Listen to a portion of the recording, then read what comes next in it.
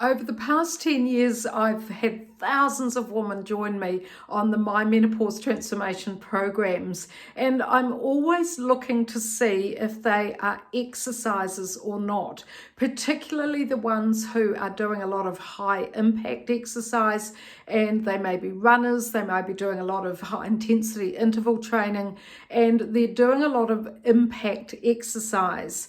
The reason that I like to look and see what sort of exercise they're doing and if they're still menstruating is because we need to be keeping an eye on iron levels and ferritin. Ferritin is stored iron, and over the many years I've had thousands of women who are regular exercisers. Remember, we're the first generation to come through menopause and into postmenopause in terms of all the different emphasis on exercise, particularly impact exercise. And we need to keep an eye on our iron.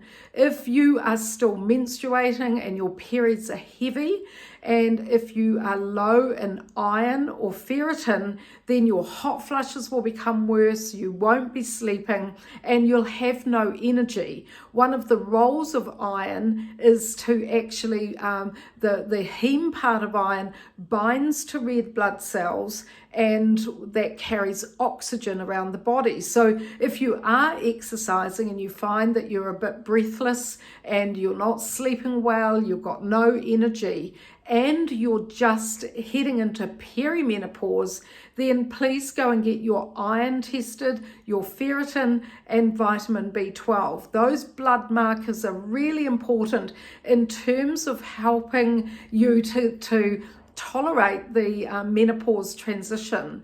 And if you are vegan or vegetarian, then you need to be really thinking about where you're getting your sources of non-heme iron from. The best type of iron is from red meat, but of course we don't want to be eating too much red meat. A couple of times a week is fine, but if for some reasons you are vegan or vegetarian, then you really do need to be thinking about a B12 supplement and getting your blood work done for iron and ferritin. I can't tell you how many women I've seen over many years who are low in iron, they're running on anemia, and therefore their menopause symptoms are getting worse. So we do need to keep an eye on that. I've got a green juice here. I've just come back from beautiful Switzerland. I've been skiing and hiking, and I always make sure when I'm at altitude that I'm having a little bit of red meat, but I'm also adding to that with non-heme plant-based iron. This has got spinach and parsley in it from my garden. And the reason I do that, even though I'm in post-menopause, is because if we're doing a lot of exercise and we're at altitude, which some of you will be, then that makes our iron drop down more readily. It also drops down more easily if you are doing a lot of impact exercise. If you're a runner, that breaks down red blood cells. That constant impact through the body does hemolyze or break down red blood cells. So you do really need to be focused on your iron, and you can do that by having some green juice or adding a little bit of red meat to your diet, and certainly getting your iron and ferritin checked throughout, with your doctor. That's really important. So that's just a little message from me in terms of understanding that whether you're in perimenopause, menopause or postmenopause, keeping an eye on your iron, ferritin and B12 really matters. Perimenopause is very different from postmenopause. You are still menstruating in perimenopause, so you need 12 to 15 milligrams of iron a day, and that can be a mixture of heme and non-heme, or animal versus plant-based iron.